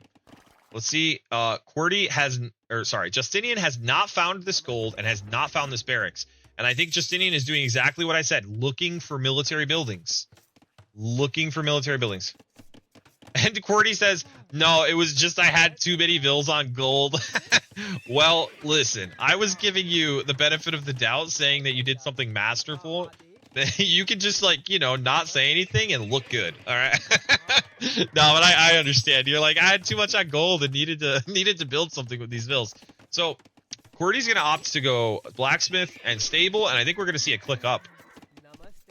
Click, and there we go. Wow. So Justinian's just hitting feudal, and QWERTY's on his way to castle, and Justinian's nowhere close to going up to castle, right? Only 300 food, is going to have to make a lot of Vils, and QWERTY on the way to castle. And I don't know what we're going to see here. We're going to see light cav, potentially. We're seeing a lot of farms getting placed. Yeah, I'm thinking light cav, but I don't know. The stable makes me think light cav. And here's 2 ranges. Are we going to see 2 range archers from Justinian? I think we're going to see 2 range archers from Justinian, which will be really bad against light cav. The light cav. Oh, and these Vils going like 50 clicks away for Mouflon. And Justinian, oh, I don't like this. Justinian probably should know he's behind based on how bad the build was early on. And he is going for a tower, like a forward tower. And archers, when you know you're behind, feels, I don't know, it doesn't feel very good. And you're placing this, that's not bad. It's going to cover the goal. It's going to cover some farms. Ooh. QWERTY can't see it. Now he's going to see the palisades from it. He's going to know there's a tower there. And 1 scout out for QWERTY. These 4 archers could do a lot of damage. And now we're going to see a counter tower on the hill. And Justinian now just sees this. These archers could do some damage here, right? These archers could get some value. Let's see if they do. The tower, the archers. Honestly, no fletching is really hurting Justinian right here. No fletching, and he has to run away. And now that tower being on the hill with 5 vills in it is going to be brutal. Yeah, that's brutal for Justinian. Justinian, still not even close to clicking up to castle, and QWERTY building a siege workshop to deal with this. I think this is going to be a very early GG. I don't see really a great option for Justinian to handle this. Like the siege workshop along with camels and maybe light cav, it's just going to be really hard for Justinian to really handle the pressure that's going to come his way. And after having 3 dominating performances, I think Justinian's actually coming back down to earth from some crazy victories and some really clean play, and does have a game that isn't mistake free. Right? And ooh, he's gonna lose this Vil here. Maybe not. Oh, good dodge. Good dodge. And oh, good gate there as well. Nice job. Beautiful play by Justinian. Like really nice play. He keeps this tower alive and is killing Vils. I am impressed. This tower should have gone down, and now QWERTY does get this Scorpion out, and now now Justinian's in some more trouble, right? Because the archers are all gonna go down. We're gonna see some repairs here. Where are Vils dying? I'm hearing Vils dying. Oh, Vil dies here on the farm from QWERTY. I think we saw another one die over here to the tower. Like, the eco KD is still in favor of Justinian, surprisingly. Even though QWERTY is up with the better units on the field now. We're gonna see stone. Stone collected for QWERTY. Nice split there by Justinian. Splits and avoids the Scorpion, and now he's gonna weave back and forth.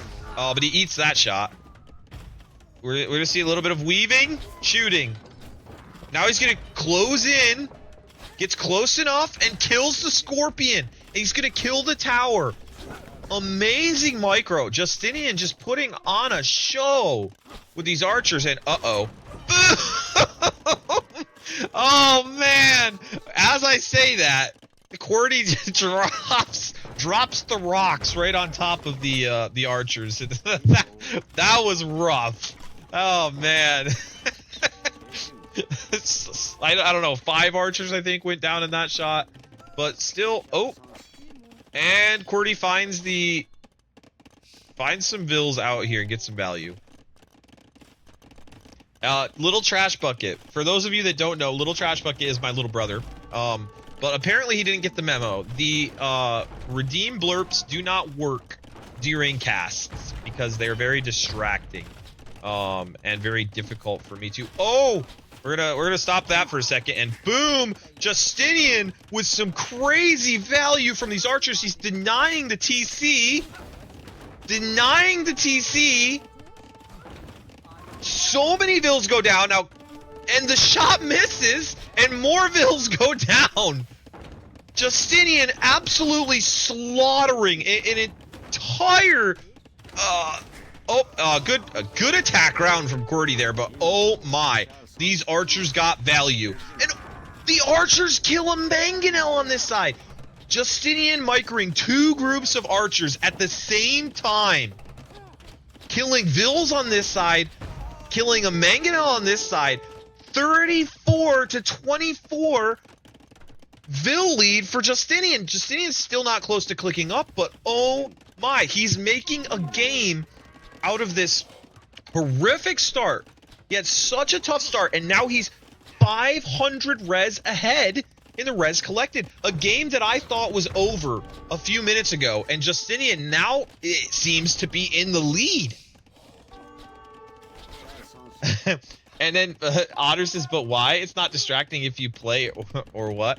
I mean, so when I'm playing, I kind of just ignore it. It's like, it's actually not so distracting for me. The blurps aren't so distracting for me as the caster. It's actually really distracting I feel like, for the audience, because they can't hear me over the blurps.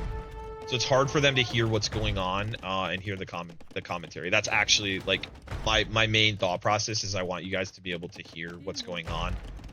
And people can be slightly aggravated or annoyed if they're trying to listen and then the blurps are too loud. So yeah. Justinian needs to go up ASAP. Yeah, I totally agree. Justinian needs to go up. But Justinian still doesn't have the food to go up. It really doesn't have crazy good farming eco.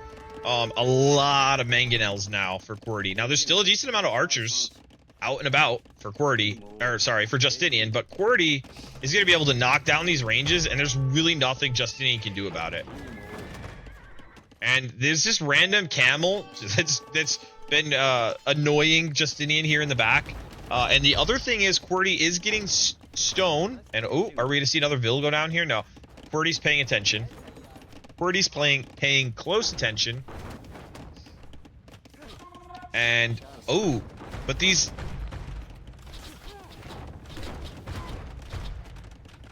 sorry about that. I had to sneeze, guys. Had to sneeze. These archers sneak back here. Oh, are we gonna see big shot? Are we gonna see big shot on these archers? Maybe, perhaps. I think this is actually bad from Justinian. He doesn't want to be in here. Because if he gets in here, he could get trapped. And these mangonels could just splat the archers.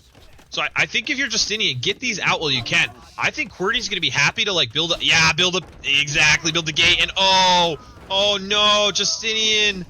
Oh, what could have been a nice ball of crossbows now turns into 9 dead red archers all over the ground.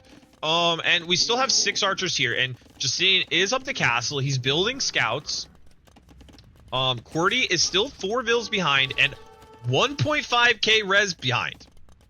But QWERTY does have a much better KD. But I would say the 17 Vils that Justinian has killed has been absolutely amazing.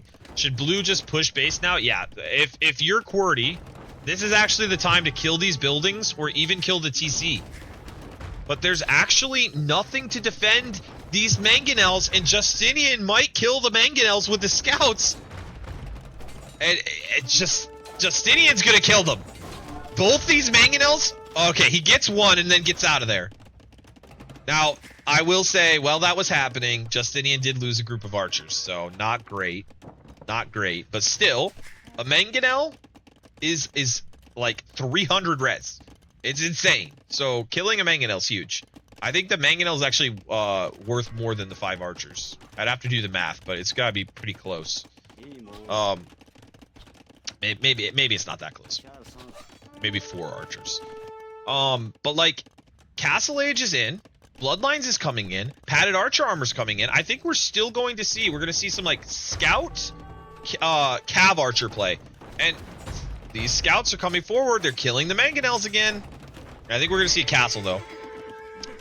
That one camel rider should be enough to deal with these. And that castle is right on Justinian's face. And these 2 ranges are now going to become useless because even if they produce cav archers, they're going to have a hard time getting out from underneath the castle fire. Now we're getting husbandry from Justinian, and we're going to see a second TC from Justinian, but there's already 2 TCs for QWERTY, who is now ahead by 5 Vils, right? And this forward castle is really, really well placed. Like, the forward castle, it perfectly ranges this TC, it perfectly ranges both those ranges, and now we're going to have a siege workshop from Justinian. Don't love a siege workshop here.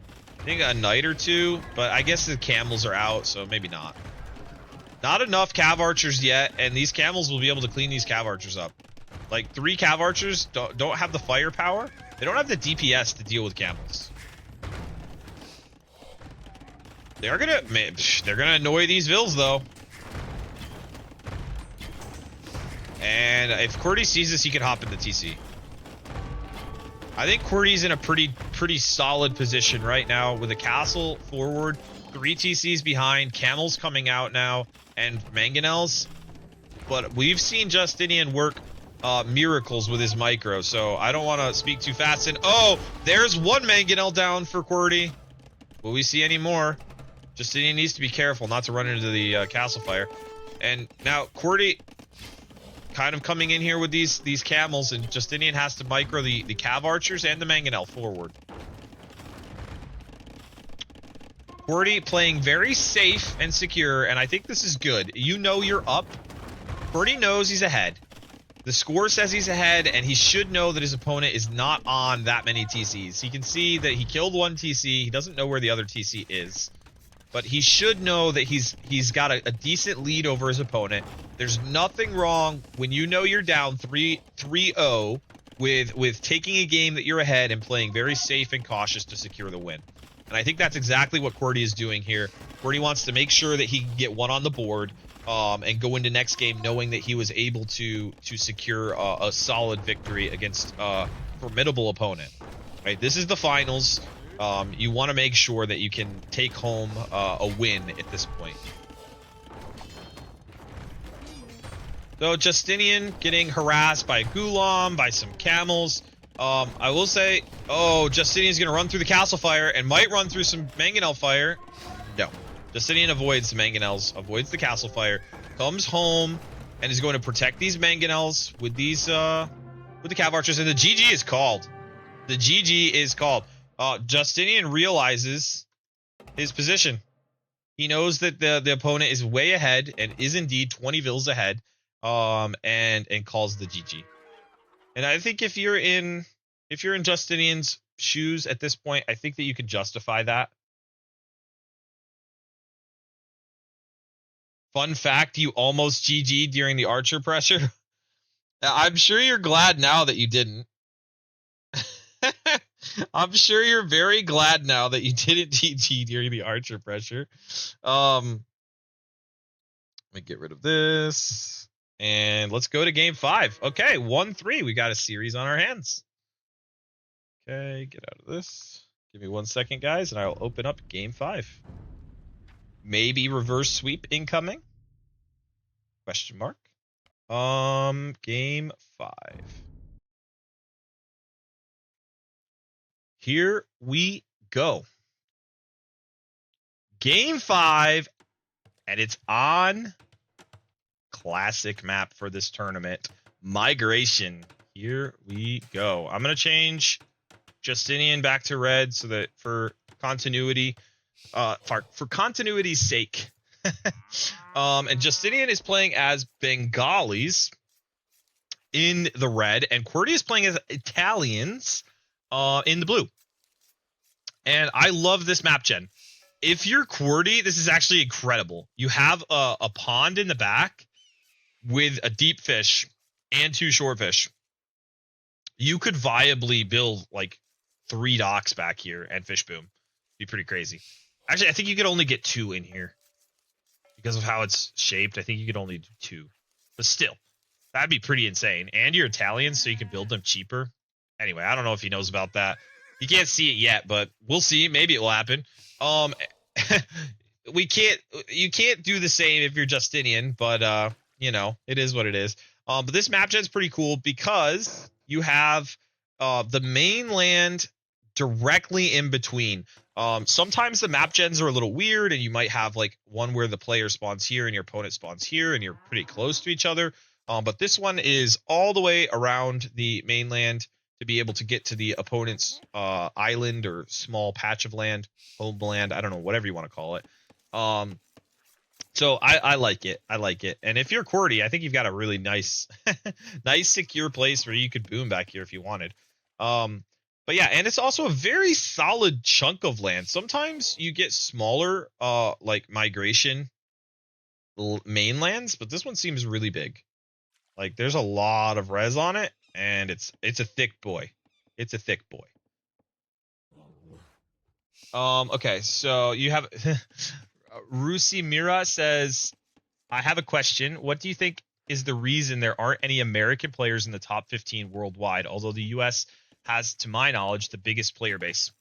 I can think of several reasons for that. Yeah, Chonky Island. I think a big reason for it is that a lot of American players play the game very casually.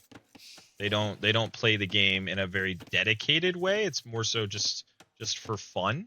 I don't think that there's a large percentage of the American player base that is dedicated to going pro, right? Whereas in other countries, I think that there's a lot more players. Like, I'll give you an example. Argentina has a huge portion of players in the top 100.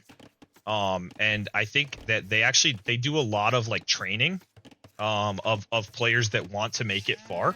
And they actually have like what do they call them, boot camps and stuff, where the more experienced players are helping the newer players grow at the game. And they have a really good community of like strong players helping new players adapt, grow, learn. I don't really see that in the US. Are there 2 Austrians in the top 15? I didn't realize that. Is it is Leary? Is Leary Austrian? Am I right about that? Leary and Andy. Okay, I didn't know that. Yeah, that makes sense. Yeah, freaking Andy and Leary. That's cool. But yeah, I think that that's a big part of it. Is there doesn't seem to be like a huge drive for pro play from the US player base. I think most of the players that are based in the US are more focused on either like the campaigns or like just casual play in multiplayer, and there's not a huge group that is like helping the new, younger, up and coming players to grow in that aspect. So yeah, I think that's part of it. I'll say this as well. I think that there's a cultural lack of discipline in the US right now. That might be somewhat controversial, but I think that in general that's true. That there's not a lot of strongly motivated and disciplined individuals right now. And I think that's a big part of it. I think there's other cultures that have a lot more drive and discipline to make it further. And I think that plays a big role in how far you get in something like this. So I don't know if that helps answer the question, but yeah, I think that's a huge part of it. I think that's why there's players from other countries that maybe have more discipline, drive, and dedication to the game in general. That's true too, that competitive RTS is not very big in the US compared to first-person shooters or other games. I would agree with that, Zombie Josh. That's true. That RTS is not as big of a category for pro players. So I think it's a combination of things. I don't think it's one singular factor. And I would venture to say that if you combine several factors, you have your reasons. Yeah, the population of Austria is less than half of the state of New York. Yeah, I don't think it's a population thing. You could say the same about Canada, but I don't know. I'm not from Canada. I don't know that much about Canada, to be honest. But I know I've lived in the US a long time, and I've also lived abroad. I've lived in South America for 9 years of my life, and so I've visited several other countries. I know a lot of people from a lot of different countries, partly because some of you may not know this, but my parents were missionaries, and so I say mingled with people from all over the world growing up. So I met a lot of people from a lot of different places and had a lot of interesting experiences, but that helps you kind of get a different perspective. Yeah, I'm aware of that, Rusi. I wasn't going to say that specifically, but that is true. Anyway, I'm gonna get back to this cast and avoid getting myself in any trouble. But I hope that my answer maybe helped.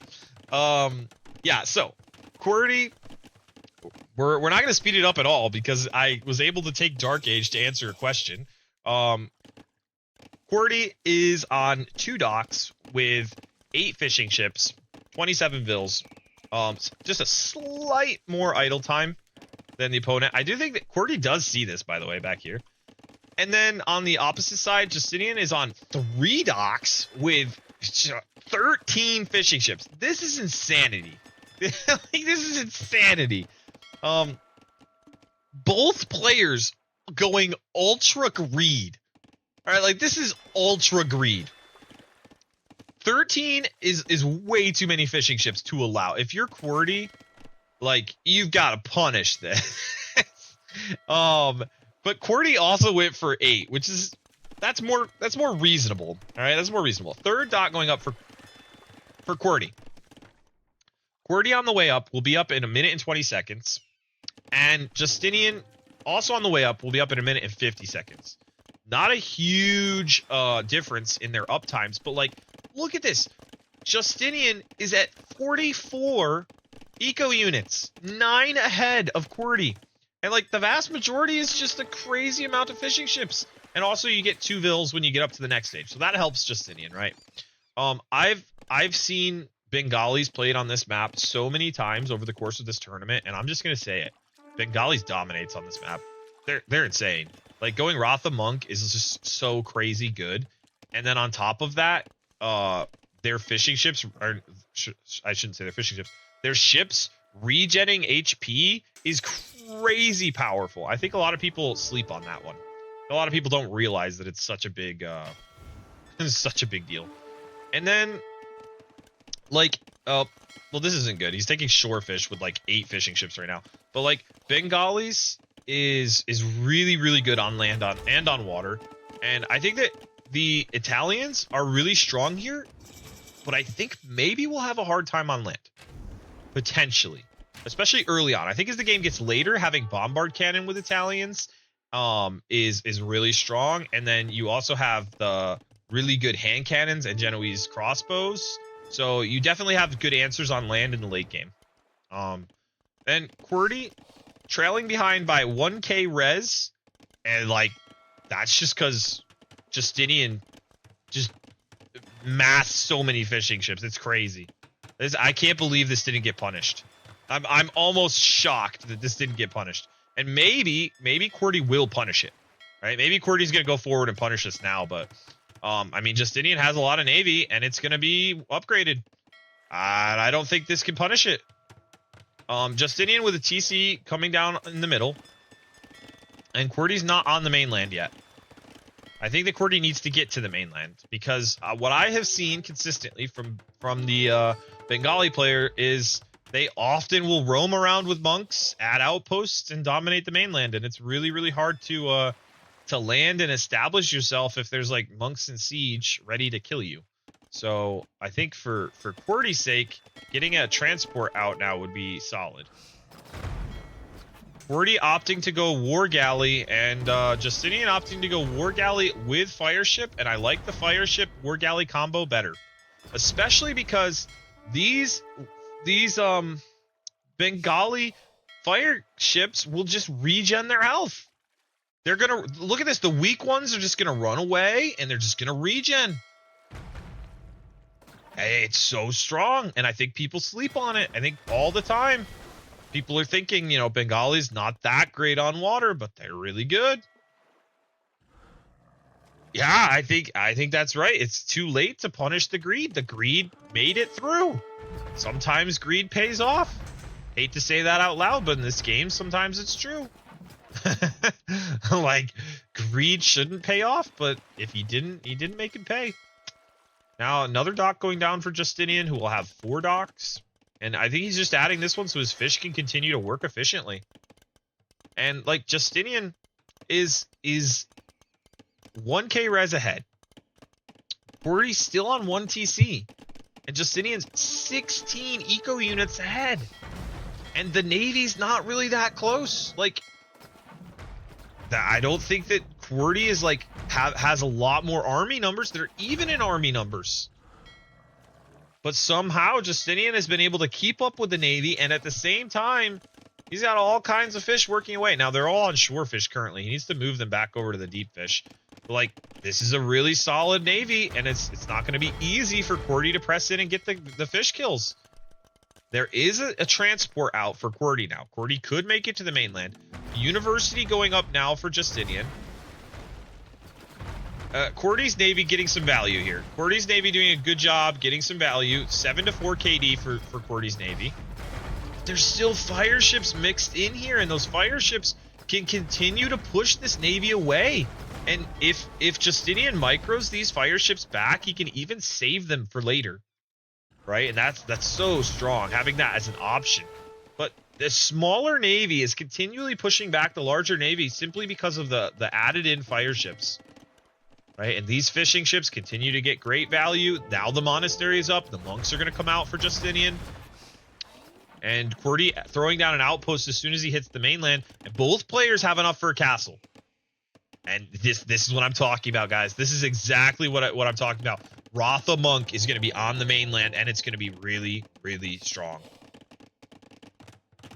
And here's the problem. QWERTY doesn't even have enough to build a TC. He can't build a town center on the mainland right now. He's going to have to opt to take wood, and Justinian, with the active scout, finds it. He knows where his opponent is. He's going to be getting Rotha and monks to clean this up. And Justinian just having such a clean play. Like, he's playing so incredibly well. And now, QWERTY with less Navy on the water. And Justinian has so much on land and on water. These Rotha are going to come out, and the Vils are going to have no chance. And the scout even getting value here for Justinian. And QWERTY running away with the Navy back home. And the TC trying to get the TC up, but I don't think this TC goes up. I think Justinian denies this TC and wins the game right here. And QWERTY trying to place a castle, but he has nowhere to place it that's safe. He goes to the shore, hoping that the Navy will press these Rotha away. Maybe that castle goes up, but 2 Vils go down for QWERTY, and I think that Justinian has this one. The monks are out. The relics are being collected. And this castle may get denied. This castle may get denied. I don't know that the castle goes up. If this castle doesn't go up, this game is over. And the GG is called. And just like that, Justinian seals victory, wins the Sola Victoria Bracket B Finals. Congrats to Justinian and QWERTY. Congrats for being the runner-up, for getting all the way to the finals. Well played. Really, really nicely done, guys. Congratulations to both of you guys for fighting all the way through.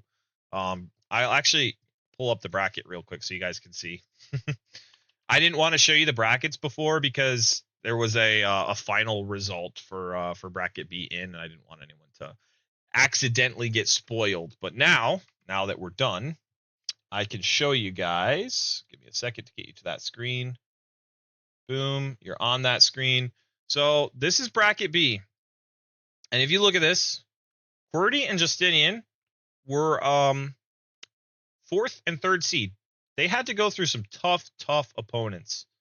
All right, they had to play some very, very stiff competition to make it all the way here. QWERTY winning 3-1 in 3 separate sets to make it this far. And Justinian having a really tough set against Poop Lord, beating Boa Red and Zozo 3-0. Justinian putting on a stellar performance all throughout the tournament, and a great final. Really, really appreciate both of you guys.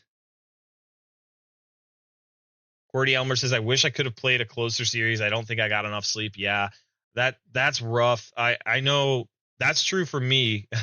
QWERTY, when I play without enough sleep, I do not play well enough. I do not play up to my potential, that's for sure.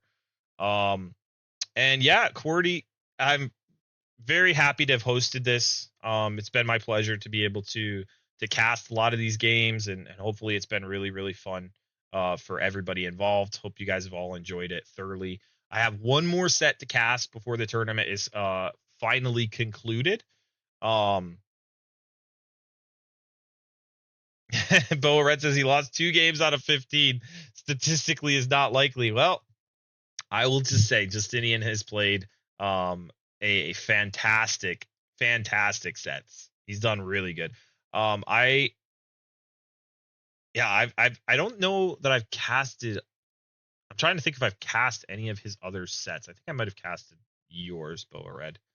I'm not sure, but yeah, I have appreciated how much effort players have put in to learn the maps and to organize their play times and to prep and practice for the sets. It's been really fun. So I won't spoil anything for the other brackets. Um, but yeah, we've got one more bracket A yet to be yet to be played. Um, total and brutal domination, as some Spaniard would call it. Yeah, yes, very very strong play from Justinian. But thanks again, QwertyElmer, for playing in the tournament. Um, and you said you're playing the guy next week. Wish you luck. Good luck, Otter. Good luck to you. He does his homework and he preps well, right? So I hope you come really well prepared to play him. But I just want to give a quick shout out to Watermelon Hero, who has helped admin this tournament and did tremendous work behind the scenes to make all of this possible. So if you ever see him around or you see him streaming and you've enjoyed the tournament, just give him a shout out and let him know that you appreciate him. I certainly do. He put so much work into making this a reality, and without him, it wouldn't have happened. I'm just gonna say that really, really clearly. Without Watermelon Hero, this wouldn't have happened. Um, he's done so much to make it a possibility. So, yeah, I'm going to conclude the casting portion of the stream, and yeah, thank you for that, mods. Appreciate it. And yeah, if you haven't followed him, Watermelon Hero is a super nice guy, and he's really fun to watch. He's super interactive with the chat, and yeah, I really enjoy playing games with him. I enjoy watching his content when he does stream. But give him some love. He definitely deserves it. He does a lot in the AoE2 community in general. To make it a really pleasant place, a really nice place. He's super helpful when players want to learn, when they want to understand the game. And that's exactly what we want in the AoE community, right? We want people like that, and so give them some appreciation, right?